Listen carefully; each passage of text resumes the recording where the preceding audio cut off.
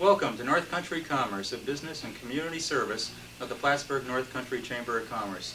I'm Gary Douglas, and each week we try to examine some topic of interest to the business community here in the North Country region, or things happening in the business community, or services being extended that are of interest and importance to business. This week we're going to focus on something that certainly is of interest to business, but everyone here in the North Country, which is the future of Plattsburgh Air Force Base. It was about 2 years ago that the infamous decision was made against all facts that should have led to a different conclusion to close the Air Force Base here in Plattsburgh. And it's coming up to about 6 months since the flag actually went down at the base and actually formally ceased being an Air Force base. Now we're now actively grappling with what to do with the base, how to make things happen out there, and what we want to make happen out there, and taking responsibility here in the community for what that 5,000-acre facility is going to be some years down the road. I have frequently referred to the challenge of making things happen to the base, to really thinking of it in terms of a city. Plattsburgh Air Force Base isn't like some closed school building or something else in Plattsburgh that folks might want to be thinking about doing something with. It really is the equivalent of if you took an entire city with a couple of thousand housing units and marinas and golf courses and industrial buildings and transportation facilities and schools and bowling alleys and stores and everything, churches, everything you would think of being in a city is out there. It's a totally self-contained 5,000-acre city. That suddenly, last October 1st, is a city without anybody living in it and anybody working in it. And now the challenge is to take that city and get people doing things in there again, and activity back in all of those empty facilities, all of those empty buildings somewhere down the road, and deciding what it is that will work out there and what will serve our community's interest in trying to reoccupy what is now a vacant city. In fact, it's almost eerie out there for folks that haven't perhaps been on the base since it closed. It's really eerie to actually drive around out there now and see all the vacant housing and buildings and streets where just a couple of years ago there was so much life and activity, and it really kind of drives home the challenge of the task that lies ahead.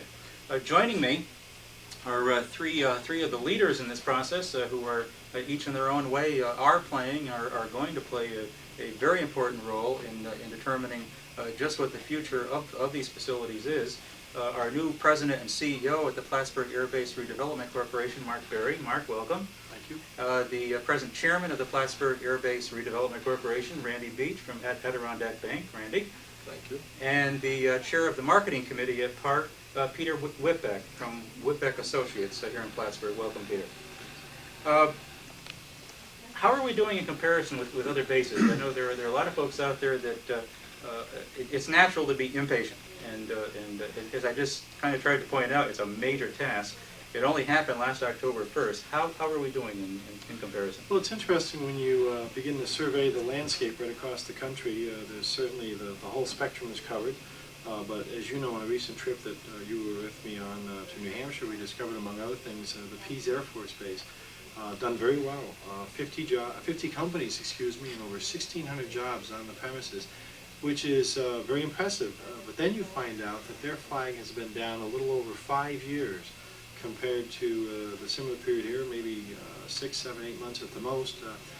So progress-wise, I think that we're probably on track. I'm told also that even at Pease, they got off to a terribly slow start.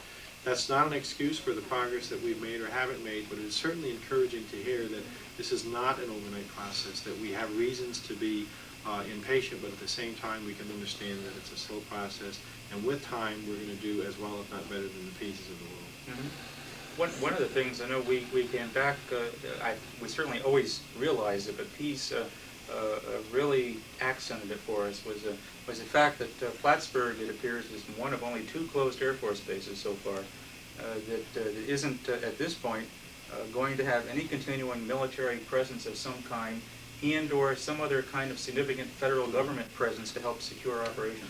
Actually, I was told yesterday by some folks with the Base Conversion Agency yesterday that there might be a couple others out there, but even they had to admit that it's a very small population of abandoned military installations that have been left with a lingering military presence. And frankly, we take that very seriously. We think that those of us who are with abandoned military installations and in rural areas should band together from one coast to the other, from the Canadian border down to the Mexican border, and begin asking for some special treatment from our friends at the federal level, who frankly, because they've not left us with a federal presence, and frankly because we do not have large metropolitan areas near us, should recognize the differences, give us more time in which to reuse the base, redevelop the base, and frankly more money. And I would predict, with the help of the board, of course, and the community, that you're going to see a banding together of those folks, and we will get some special concessions from our friends in Washington, recognizing that we are diminished capacity compared to some of our friends. Now, PARC doesn't own the base at this point. That's correct. We're kind of in a continuum of steps that are underway, and some folks will recall a year ago there was the so-called 30-day kick-out clause. It was still an active Air Force base, and it was very difficult, if not almost impossible, to make something from the private sector happen out there. That's changed, but conveyance still hasn't happened. Where are we at, and what are the steps that are likely to unfold over the next year? Well, the bad news, of course, is that we are ourselves tenants. We have a master lease with the folks at the federal level, and we are leasing everything out there, a couple hundred buildings and $300 million worth of movable or personal properties, it's called. And if we wish to bring new tenants to the base, we have to execute with them what we call a sublease. Now, the good news is that because most of our prospects are from Canada, very few of these companies come into the United States expecting to purchase their property immediately. They're quite comfortable dealing in the lease situation. And although this is a sublease, it does not pose a problem. This is particularly true since we got over this 30-day kick-out clause where they could be summarily dismissed after 30 days. And I'm going to predict that we're going to do a lot more subleases out there, and we're going to end up with some more jobs. Now, in the long run, of course, it will still be our objective to take title to the property. There are a number of ways that the government has outlined for that to happen. One, for example, a public benefit transfer would allow us to take possession of the property for as little as $1 if we promise to use it for a public purpose. A prime example of that would be, for example, a school building. In fact, we've already done that in a couple of instances. The next one might be an airport if we're so fortunate. There's another means of conveyance called an economic development conveyance. There, it may not be quite so inexpensive. The government does expect to receive a price for turning the property and the buildings over, but it's a price that will be, I'm sure, fiercely negotiated when the time comes. And that conveyance is based on our ability to demonstrate an economic impact which is positive on the community, give them a reason to transfer it over to us. Frankly, in the long run, it's their job to make sure that they get rid of that base and get it off their roster. It's our job to make sure it goes onto our tax rolls, and I think in the end there'll be a meeting of minds and there will be a transfer of title. But we aren't dealing with the Air Force in the same way that folks are used to dealing with the Air Force and as parents are with. It's a different relationship, and it's different folks at the Air Force that this community is now dealing with. If you'll forgive my candor, the United States Air Force is no longer a friend here at Plattsburgh. In fact, they can be an obstacle at times, and we're certainly trying to be professional, upright, and straightforward in our relationship. I'm sure most of their representatives are, and we're very fortunate that here locally we've got some very fine people representing them in the government. But nevertheless, their job is to get the most bang for their buck as they get rid of this excess property, this surplus property. Our job is to make sure that we get as much assistance as we can to get ourselves back on our economic development feet, and of course to get as much access to the property and to the land out there as we can without having, frankly, to mortgage our soul. And the rest, as they say, is going to be subject to negotiation. Now, the Air Force is still paying for the maintenance of the property, at least for the next few years. Yes, and we're very grateful to that. This is the policy throughout the country.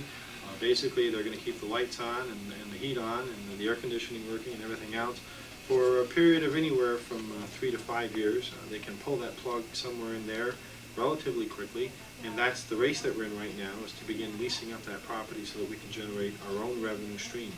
In addition, the federal authorities, another one called the Office of Economic Adjustment, are picking up salaries and payroll costs, and we've been very blessed, thanks to Ron Stafford and others, to get money from the state to pick up still other costs like marketing and maybe even down the road some rehabilitation costs. Between those three sources, we can keep the shop open, and we can make it presentable enough to sell some of our Canadian friends on leasing and creating jobs down here. And of course, the challenge which lies ahead is to get enough of that underway, enough lease revenue coming in, so that when the federal money runs out, the private sector money takes over.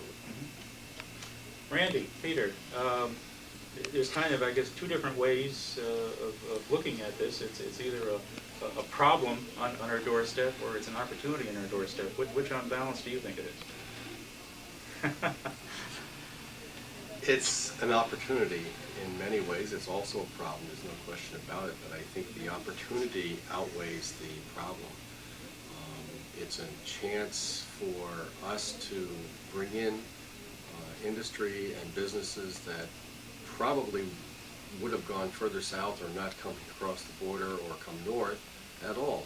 And there are many features out there, physical features, that I think will attract these industries to us and give us a chance to have a very diverse workforce here that hopefully, if we do lose an industry in the future, that we're not going to be, it'll be a small hit versus a major hit of losing an Air Force base. And if we are able to develop it the way I think many of us are seeing it, as a group of many small industries with maybe 100 to 200 jobs, if one of them leaves us 10 years down the line or 5 years down the line, it will not be an economic devastation to us that it was in the case of the Air Force base. Peter? Well, in my profession, we have to look at things very optimistically, and that's the way I look at the opportunity of the base development.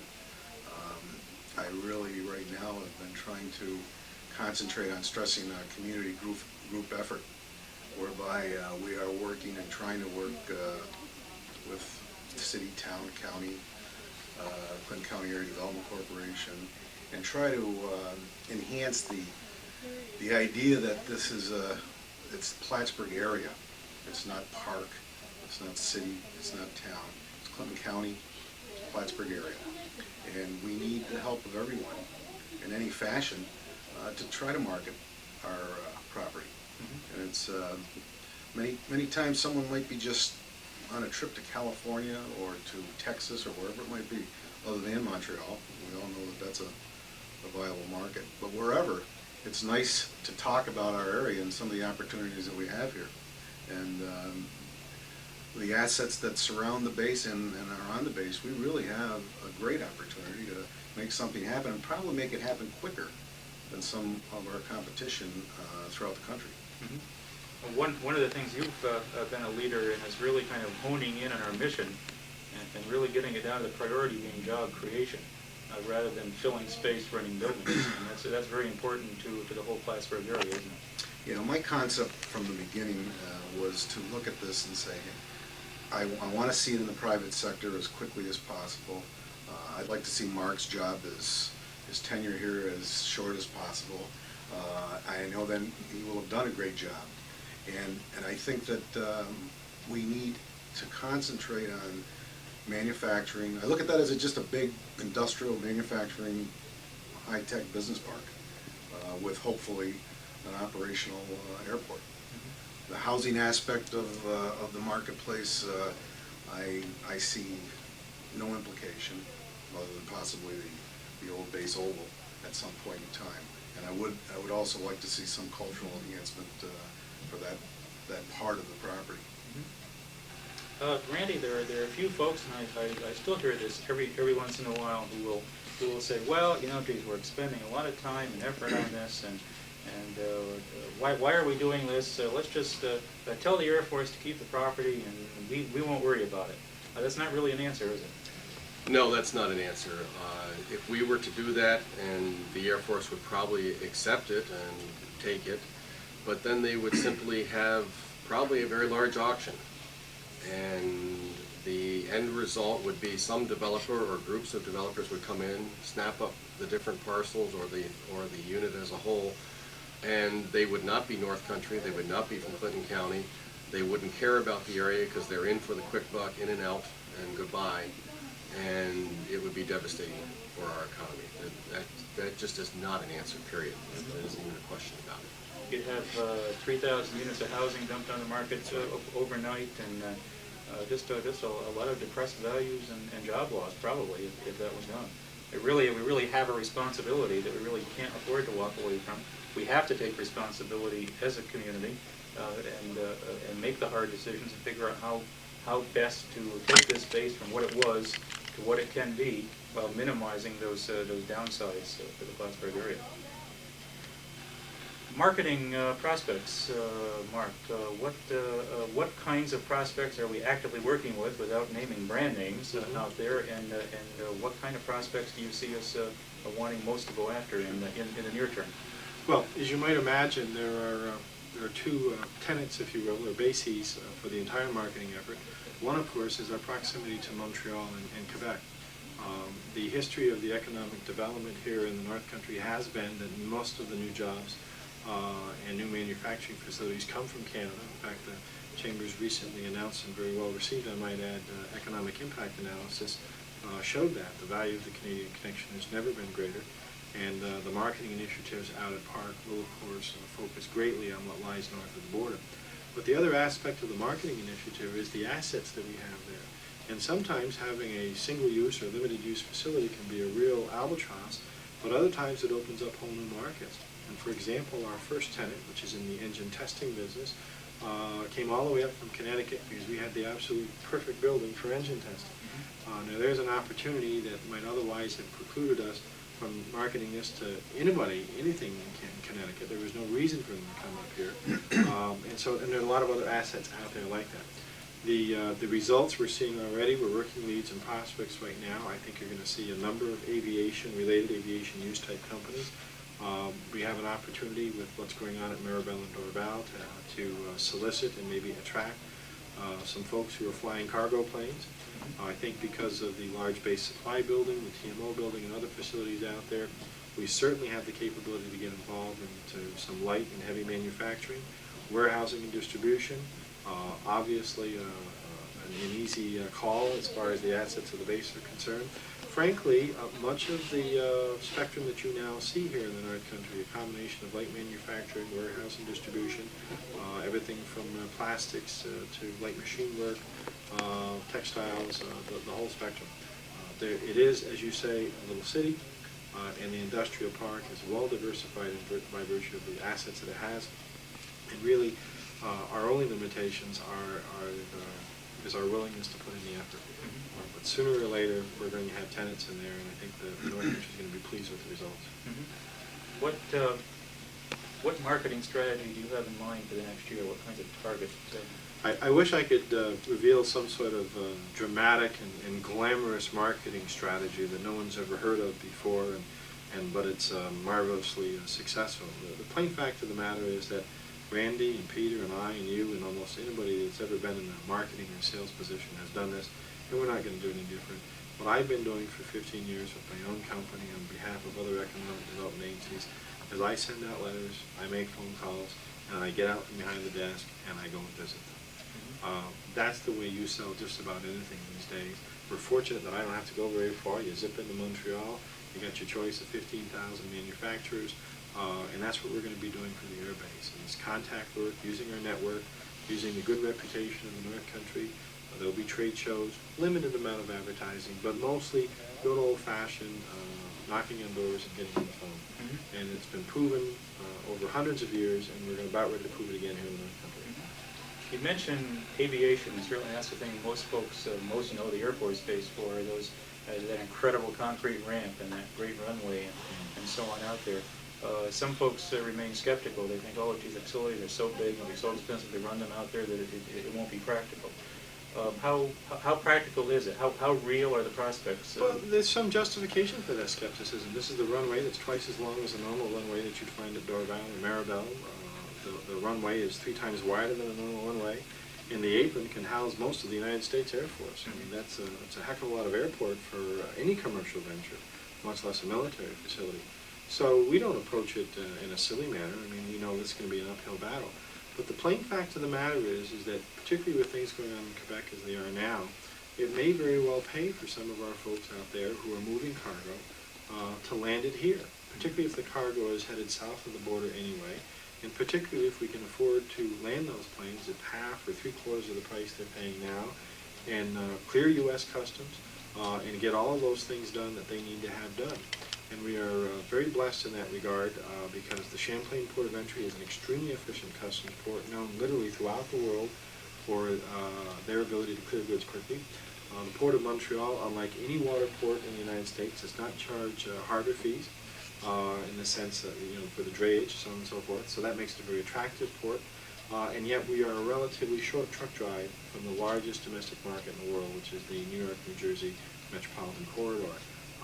Those are basic strategic locational advantages and market advantages that most facilities, or I should say communities with abandoned military facilities, cannot brag about and do not have. And that's the reason we think there's a glimmer of hope with respect to getting the tower light turned back on and the runway lights back on. Mm-hmm. We also certainly haven't, certainly challenging, we haven't given up on the possibility of attracting either some kind of military-related or government-related activity to be a core as at other bases have it. Mm-hmm. Not at all. In fact, as early as my very first board meeting just last week, the discussion came up appealing to both the governor and our elected officials at the federal level for Army National Reserve units, for Air Guard units, whatever it happens to be, and even some of our other agencies like the Post Office, the United States Immigration, U.S. Customs. There is a number of federal presences that could be achieved out here, but we're going to have to lobby for them. We're going to have to fight for them. Should all our hopes rest on those? No, not at all. Not any more than they should all rest on getting the airport open again. It has to be a multiplicity effort across a broad spectrum of economic development areas, and we just hope for the law of large numbers to take effect, and we'll get some success. Mm-hmm. I know another common question and also a common misperception surrounds environmental work out there, that certainly there is environmental cleanup work going on out there, but some folks don't understand or think that nothing's going to happen out there, nothing can be conveyed, nothing can happen till all the environmental work is done, and that's not the case, is it? Well, it's an impression many of us had. Of course, that's been corrected in my mind very quickly now, having been there for a little while. I'm pleased to say that Plattsburgh Air Base is ahead of schedule in terms of its environmental cleanup. It was considered to be one of the cleaner bases in the United States at the time it closed. And on top of that, and I am literally doing this on a day-to-day basis, every time I go to a building and say, okay, I've got a prospect for this building, my first question is it an environmental hotspot? Do I have to wait for the environmental people to clean up the mess? And the answer keeps coming back, no problem. And in many cases, there wasn't even a mess to begin with.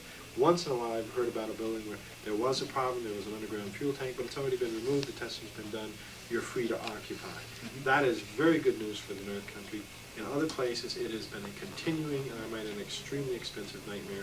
We don't have that problem here, and we should be grateful for it. In fact, we kept hearing UPs that so many of these other bases have such serious problems, they're actually federal Superfund sites, and we aren't. Yeah. Hotspots. Hotspots, serious hotspots. Very serious. So we're optimistic.